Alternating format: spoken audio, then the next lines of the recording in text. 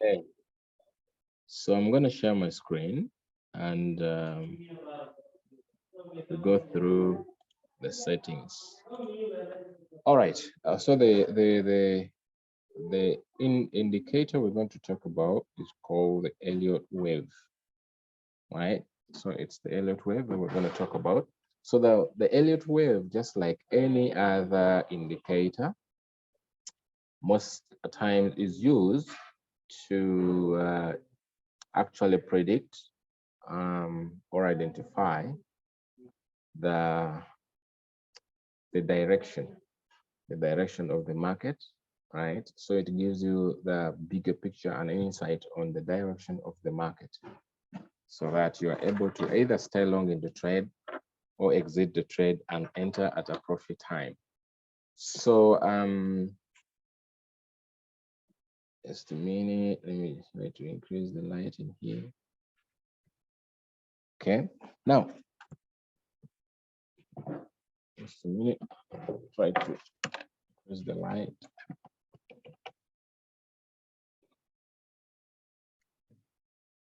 All right. So the Elliott wave, of course, the Elliott wave was developed in form of a theory and was developed by a guy called R.N. Elliott. It was first published around 1938. So, and it is one of the oldest indicator that is still currently being used by most school of traders in price action. Now, the Elliott wave, as I said, is used to identify the probable turning points in the market. Yeah, it helps you to determine the probable turning point or the points of reversal within the market at an early stage so that at least one is able to calculate and establish the possible areas of value or where the person will probably enter from. Now, I'm going to introduce the Elliott wave. This is it. Now, let me bring you back to a lower time frame, probably that, right? Yeah, so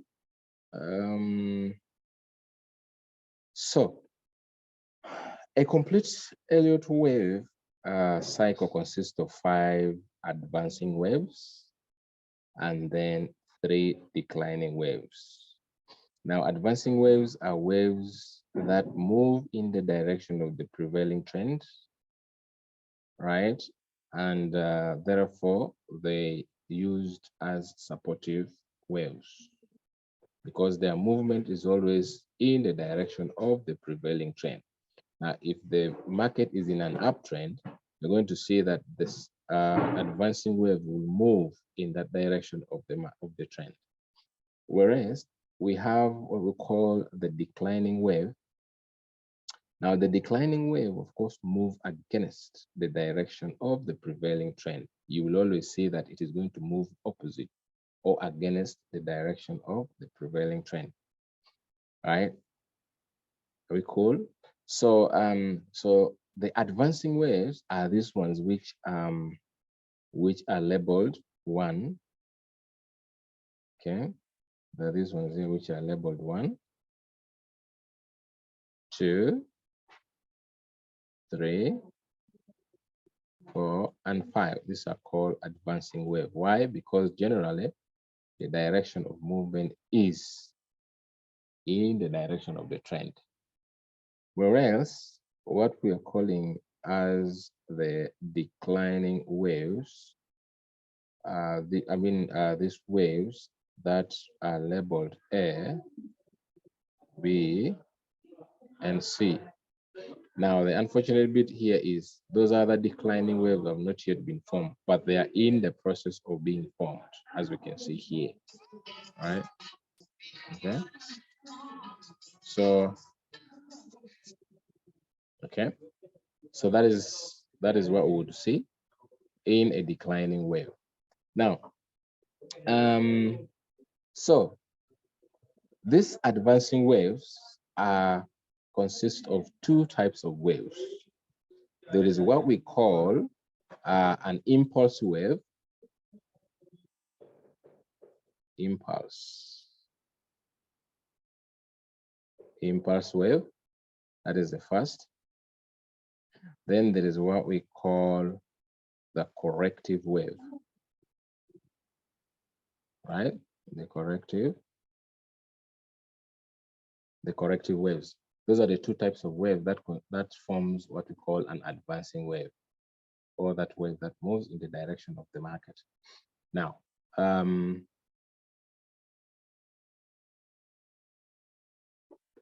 so now, what are these impulse waves? Impulse waves are wave 1, wave 3, and wave 5. Why? Because they move in the direction of the market. They move in the direction of the market, and they move in the direction of the market. Whereas what we're calling as the corrective waves are wave 2 and wave 4. Why? Because they try to correct the market, right? They form a linkage between an impulse wave, between two impulse waves. That's why we're seeing that this one here is wave 1. After the market moving up, there will be a retracement, or what we call a market correction. Then again, we shall have an advancement, and we shall have a correction. We shall have an advancement, right? So, meaning this wave, this is wave 1, this is wave 2, this is wave 3, this is wave 4, and then this is wave 5. Now, that is what we call advancing waves. So the advancing waves consist of two types of wave: the impulses, the impulse wave, this one which is 1, 3, and 5. Then we have the corrective wave, which is 2 and 4. Why are they called corrective waves? Because they tend to correct the market. Remember, we all know that the market never moves in a linear form, right? There's always going to be an upward movement and a correction, upward movement and a correction, upward movement and a correction. So these upward movements, these ones here are what we call the impulse wave. This one that shows a continuation in the trend is what we call the impulse wave. Then this one which brings about correction in the market are what we call the corrective waves. So they are wave 2 and wave 4, right? I'm explaining this because I want by the time we go into the chart, we are able to identify those. Now, that is, I think that part is pretty understood very well. Yeah, are we together still? Let me just check if you're still following. Yes. God's love, are we following? Are we still okay up to that point? Yes, I'm okay, sir. Good. So we can proceed. Yeah. So, yes, sir. Yeah. Now the declining waves are, as we said earlier on, we said the advancing waves are 1 to 5, right? But out of the 1 to 5, we have those waves categorized into impulsive and then corrective waves. Whereas the other type of wave is what we call the declining wave. And we say they are those waves that moves against the market. They move against the prevailing trend. And we said for them they are labeled as A, B, and C. In other words, there are waves that now shows us that the market is in a downtrend. You get that?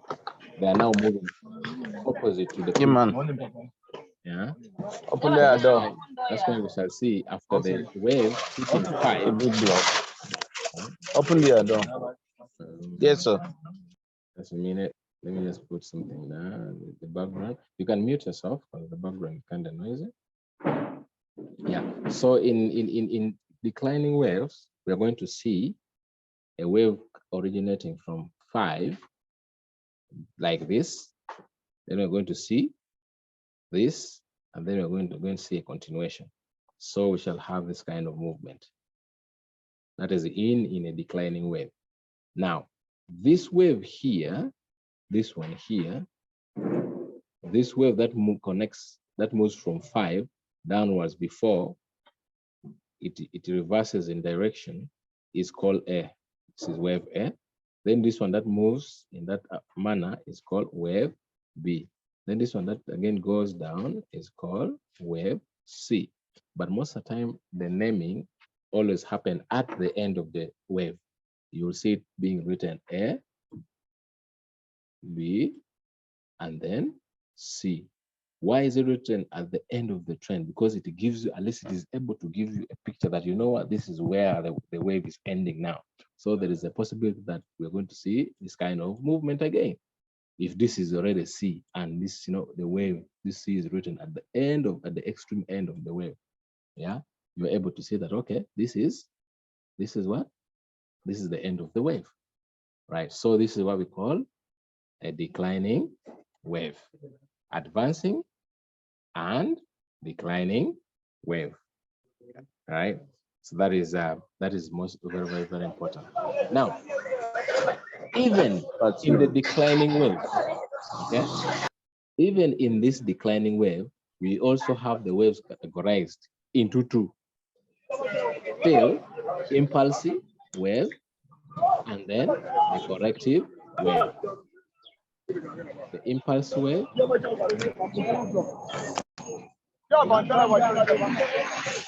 and then the corrective wave. Now, the impulsive waves are wave A and then wave C. The corrective wave is wave B. You get that?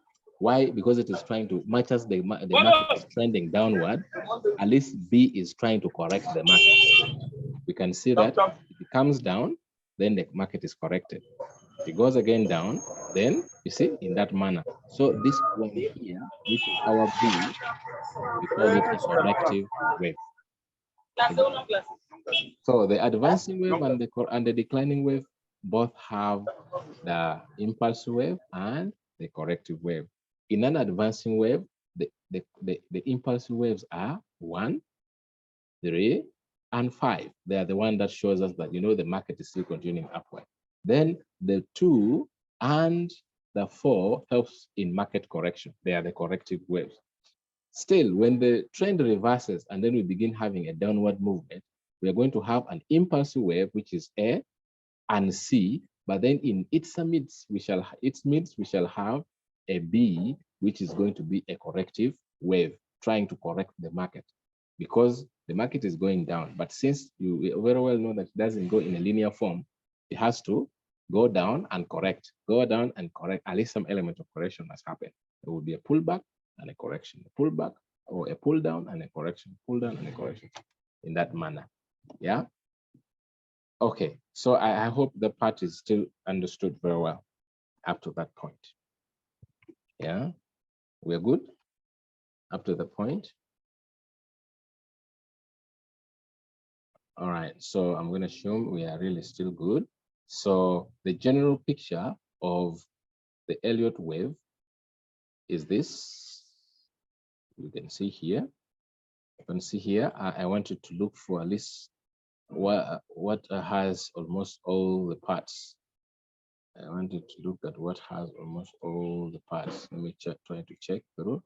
At least what has both the corrective and the advancing waves. So this is what I want to see. Okay. Yeah.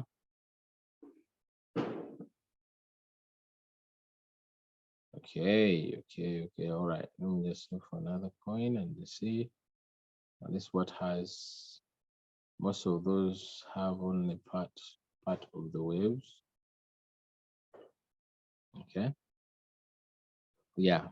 There are rules governing this wave, definitely the formation of this wave, and those rules are the guiding tool that helps us in trading using the Elliott's wave. Once we understand those rules, then we can easily trade using the Elliott wave. I'm seeing here, this one still does not have all the parts, but it is still okay. We're only seeing some element of, we're seeing wave 1, then there's a pullback, then we have wave 3. Now we are pulling back for wave what? Wave 4, then we shall continue building up on wave 5. Now, just like I told you earlier on, that this wave is powerful because it gives you the probable points where the market, the price is most likely to reverse or to react or to a point within the market where there will be a reversal. Like for example, you see here, there's already predicted for us 2 points that with this kind of movement, there's a likelihood that the market will retrace or will pull back or will correct up to either around this point, or if it doesn't pull back around this point, it may pull back to this point. Then we shall see another upward movement. You see that? Just like when we're using the auto Fibonacci retracement tool, we have those levels, the 3 levels, the 38, the 31, the 31, the 30, the 38. The 50, the 61. Yes, we have the 50, we have the 61.8, right? These 3 Yes. are the points, probable points where the market tends to reverse, depending on the momentum of the market. So prices tend to respect this level so much on the Fibonacci. Now, the same thing applies to this, that when you don't have this tool, when you're using the Elliott wave, you are able also to tell. It is able to predict, right?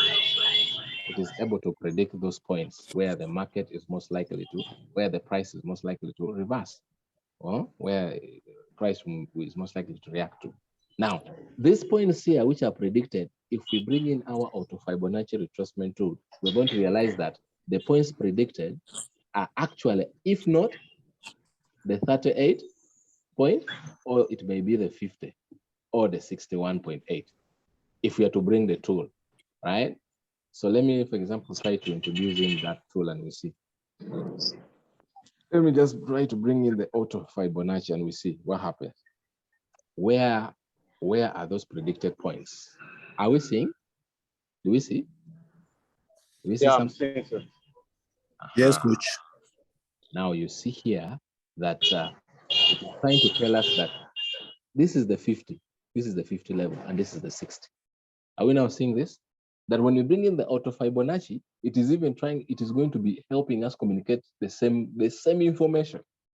Yeah, it has already predicted, even without the auto Fibonacci. But now when we bring in, it just helps in confirming. Yeah, oh, this is the 50. Oh, this is the 60. Now, what you need to realize also is that the pullback or market correction, right? This pullback here will happen depending on how the momentum of the market was when it was traveling from this point to that point, from the 100% fib level to the 0% fib level. If this momentum was if it was a very high momentum, right? If this movement, if this was a very serious, a very high momentum, this journey was a very serious and a very high momentum, definitely there's a likelihood that the market is going to, that the reversal will only happen, will come and happen here at the 38.2%, right? If it was moderate, it will come and respect the 50% fib level before it reverses. If it was low, if the speed or the momentum at which this movement was built was very low, definitely we are going to expect a very high pullback. And when we expect a very high pullback, there's a chance that we're going to have a very long movement upwards, right? But in a scenario where we have a very short pullback, we may also have a very short movement upward. But if you have a very long pullback, you're going to have a long journey to go, right? Most of the times, the momentum at which the market is going to gain after pulling back to the 60% fib level may be so high that it is coming to break this 0% level and continues even up to either that point, either the -23, which may even go up to the 38, right? 38.2, the -38.2. So sometimes the momentum will be so high. Get that? So that is what this Elliott wave helps in predicting. So generally, it helps in giving us the direction of the trend. It gives us the trend of the market. Then two, it also helps in estimating the probable turning points in the market so that we are able to time ourselves properly and then we enter the market accordingly, right? Yeah, so I think we're going to proceed from this. I think the time is counting down. So if we go off, you can rejoin again using the very same link. You can rejoin so that we can proceed. We have still to understand some of the rules that you must apply when using this indicator, right? So I'm going to